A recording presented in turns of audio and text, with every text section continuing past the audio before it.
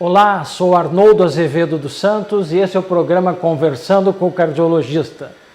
O assunto de hoje, mal de Parkinson. O convidado, Dr. Jorge Lauda Filho, neurocirurgião conhecido aqui em Santa Maria, com larga experiência e que vem nos brindar com a sua presença.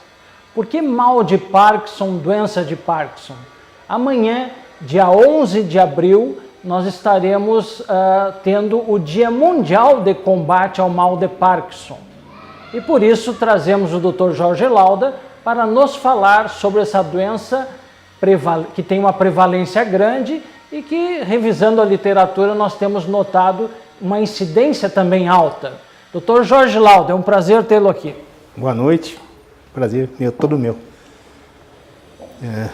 Como é que nós estamos em termos de mal de Parkinson, Lauda? Eu estava dando uma olhada, na literatura e vi que esse nome Parkinson é por causa do James Parkinson, 1817. 1917. Buscando isso na história.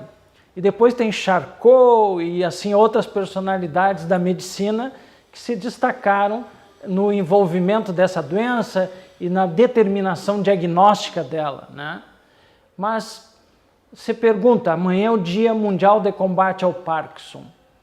Como os nossos telespectadores podem ver se algum familiar, algum conhecido tem doença de Parkinson, mal de Parkinson?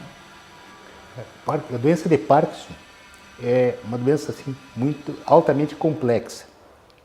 Se tem assim a ideia que o Parkinson seja igual a tremor. Na realidade, vai muito mais além disso aí. É uma doença que afeta o sistema nervoso central e existe repercussão em outras áreas, inclusive. Mas, basicamente, o Parkinson é caracterizado por um distúrbio de movimento. Seguido, eu vejo os pacientes no consultório confundindo mal de Parkinson com mal de Alzheimer. O Alzheimer é uma doença degenerativa que compromete as funções cognitivas, ou seja, funções de inteligência, memória, linguagem. O mal de Parkinson é uma doença de comprometimento motor, ela afeta a motricidade. Caracteriza-se basicamente por uma tríade de sintomas: tremor, rigidez e bradicinesia. Quer dizer, o tremor do Parkinson não é qualquer tremor que pode ser enquadrado como tremor parkinsoniano, é um tremor com as seguintes características, o chamado tremor de repouso.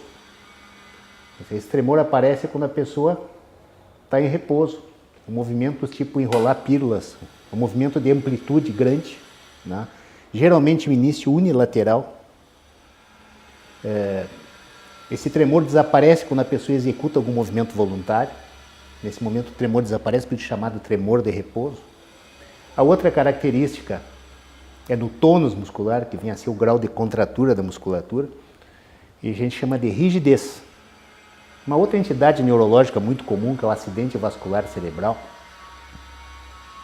determina paralisia, uma paralisia de uma metade do corpo. E existe um distúrbio de tônus chamado espasticidade. Espasticidade é diferente de rigidez.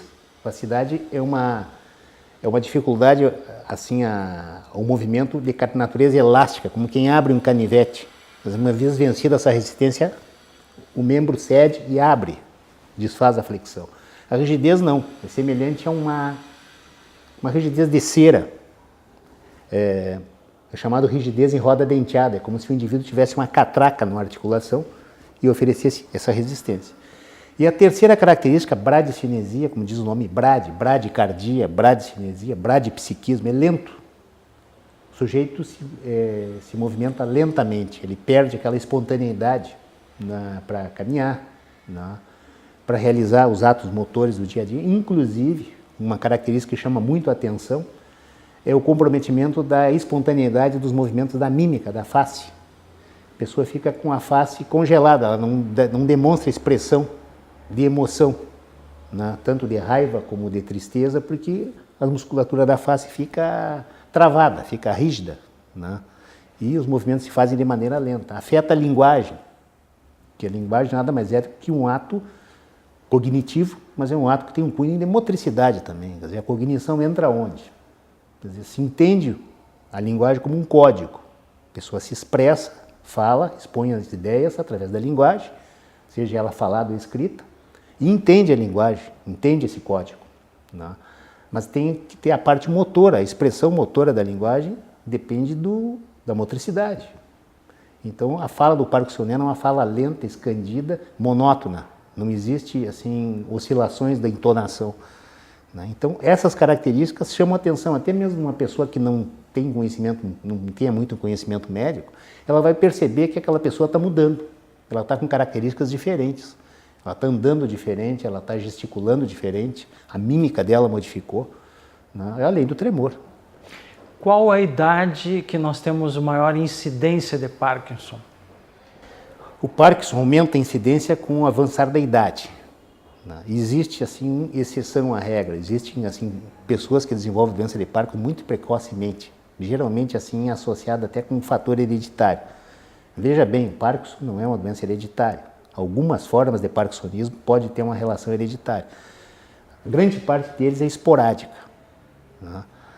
Mas a idade de aparecimento é após a quinta década.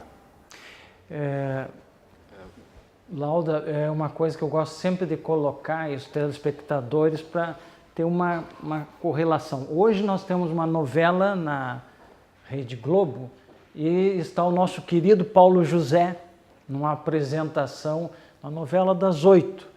E ele representa um paciente com Parkinson e ele tem Parkinson há mais de 20 anos.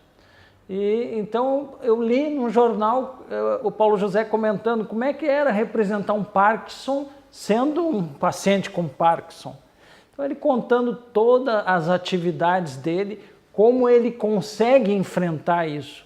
Então, é muito interessante porque essa é uma abordagem multidisciplinar e ele realmente segue a regra e tu vê que o desempenho dele, apesar de 20 anos de evolução de Parkinson, no caso dele foi de início até mais precoce, né? Não naquela faixa etária que é mais acometida a partir dos 65 anos.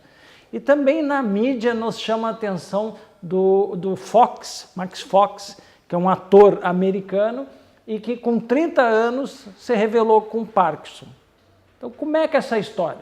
O Parkinson ocorre mais em pessoas mais idosas, como a grande parte das doenças crônico-degenerativas, mas e nesse ator que tem 30 anos? Como é que se explica isso? Isso existe exceção, né? Quer dizer, às vezes existe uma predisposição hereditária, né?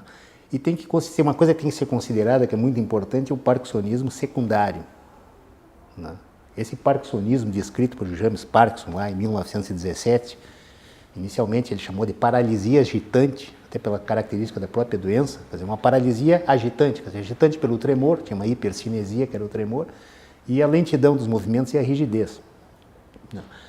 Essa é o Parkinson idiopático, de causa desconhecida, não se sabe por que ele acontece, mas existe casos de parkinsonismo associado com outras doenças neurológicas, né?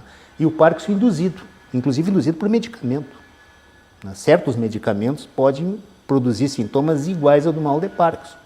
Então esse é o caso daqueles Parkinson curáveis, quer dizer, suspende o fator que está desencadeando e o Parkinson remite. Quer dizer, remitir é sair de cena, não existe mais os sintomas. Agora essa questão, falou da idade, é uma questão de média, né? A média de população que começa a desenvolver parkinsonismo é nessa faixa, né? Mas existe exceção, existe pessoas jovens que desenvolvem inclusive um parkinsonismo de pior prognóstico. Bom, nós vamos para um breve intervalo, vimos uma explanação durante esse primeiro bloco sobre a doença de Parkinson, o aparecimento, incidência, o diagnóstico que o Dr. Lauda está colocando agora. E eu acredito que muitos pacientes, quando chegam ao consultório, eles colocam as mãos, doutor, eu estou com alguma tremura nas mãos, será que eu estou com Parkinson? Então nós vamos ver com o Dr. Lauda como é que esse parkinsonismo, quais são as outras causas que ele começou a colocar agora das drogas, mas existem outras patologias que podem levar a esses tremores finos. Então após o intervalo, vamos elucidar.